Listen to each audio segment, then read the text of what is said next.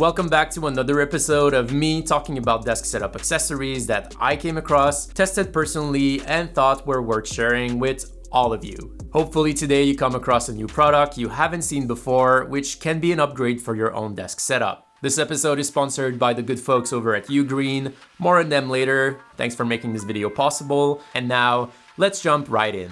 First product in line is the Comica VM10 Pro shotgun microphone.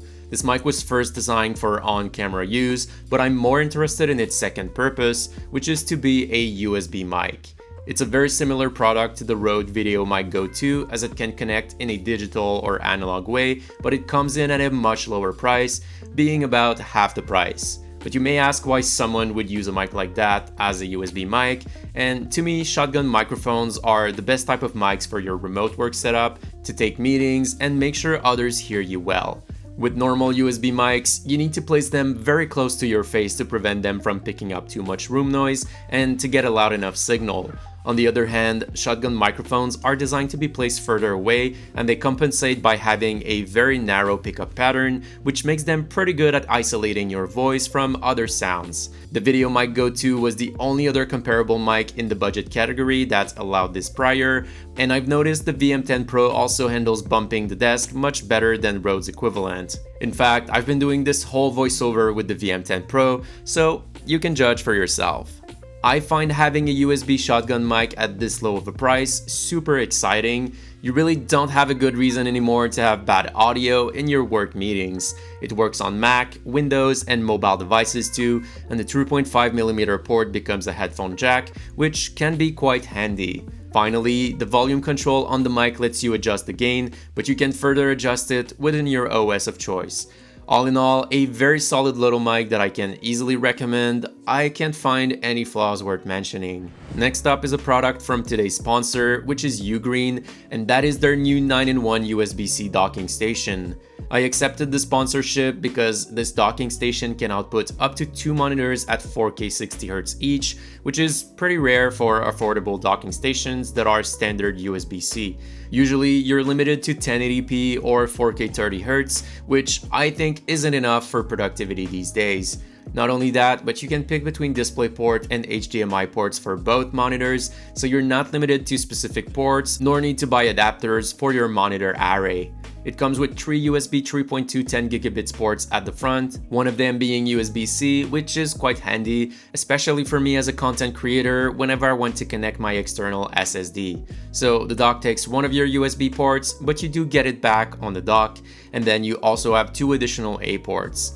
At the back, you get a USB-C port to connect to your laptop, as well as a gigabit Ethernet port for solid networking. Another thing I really like about this one is that they don't force you to use a large proprietary power brick like most other hubs do. Instead, it's just a USB-C pass-through port for power, and you can use your charger of choice, and here Ugreen has a wide selection of great chargers to pick from. It accepts up to 100 watts of power, which is enough for most laptops out there. Another cool feature is that it'll work without power too, similarly to a dongle, making it a great option for on the go. In this configuration, your laptop is powering the dock instead of the other way around. The only important thing worth mentioning is that this docking station requires a display driver for it to work, as it's using the DisplayLink technology. Once installed, it works every time, the same way native external monitor support would do on both Windows and Mac.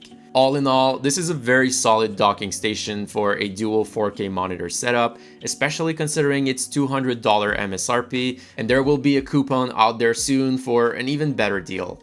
More details down below. I want to thank Ugreen again for sponsoring this section of the video and for their support of the channel.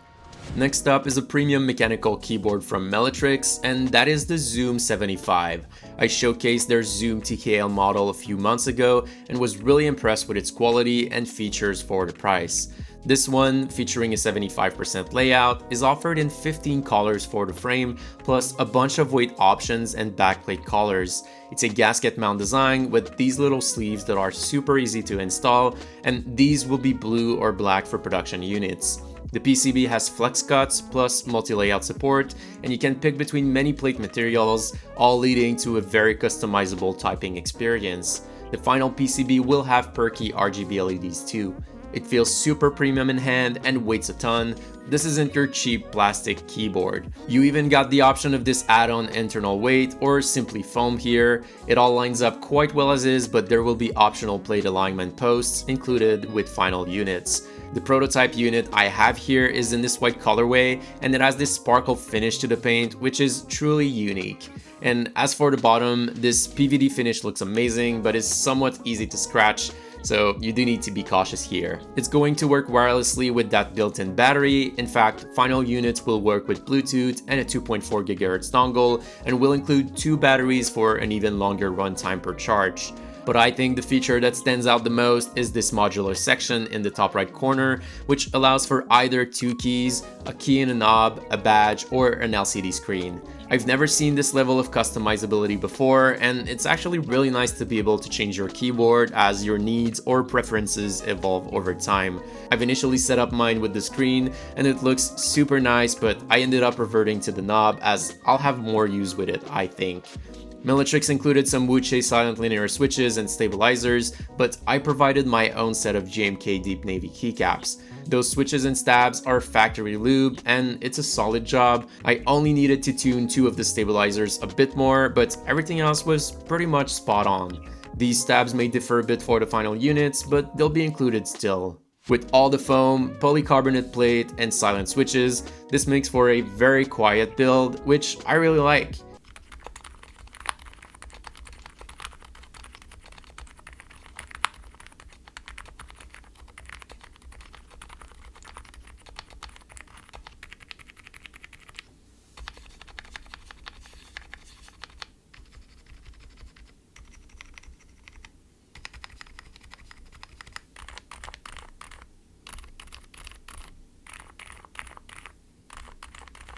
Let me know what you think about this sound test. I'll probably switch back to the aluminum plate eventually, as this is maybe a bit too flexible for me, but all in all, a very solid keyboard if you're into custom mechs.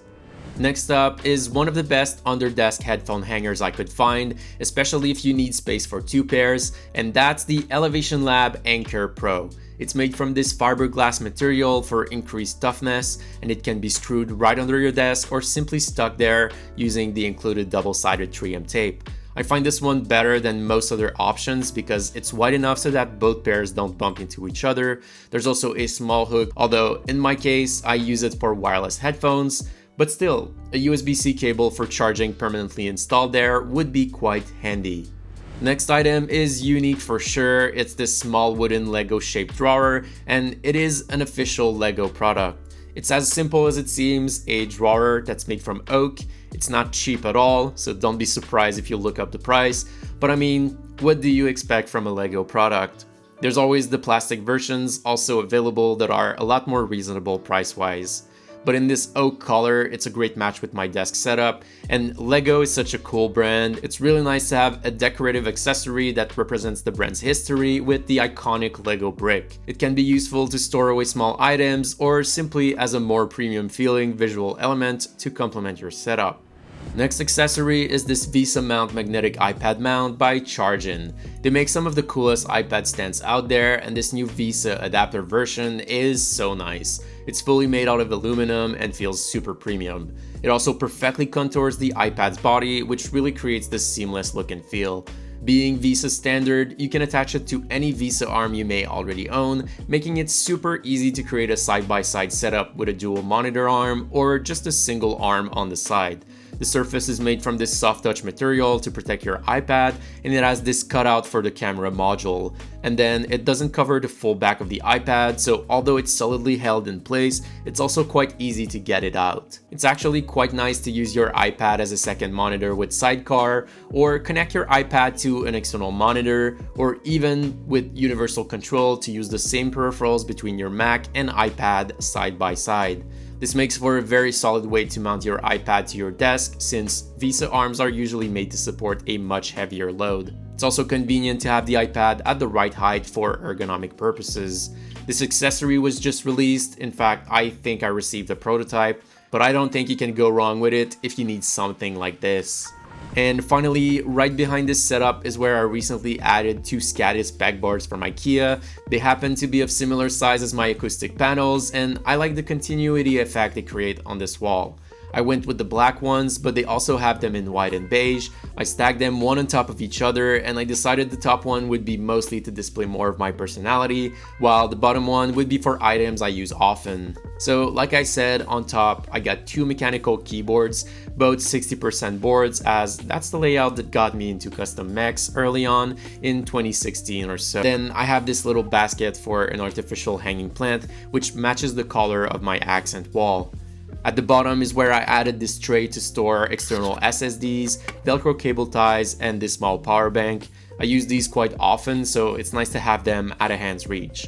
Then this tall basket contains my good old iFixit kit, an electric screwdriver from Hodo, and a larger battery bank. I also got this larger screwdriver on hooks with all the included bits, always practical when assembling furniture or new accessories, and then a sleek flashlight from Hodo, and finally some camera accessories that I often use while filming. It's not the prettiest Skadis setup out there, but I find it very useful, and I enjoy seeing some of the keyboards I really like, even when they're not on rotation. Alright, another episode in the can. Let me know what you thought about today's desk setup accessories, and if you have an IKEA Skadis of your own, please let me know down below what you use it for. Alright. Thank you for watching, make sure you leave a like if you enjoyed, and I'll see you in the next video.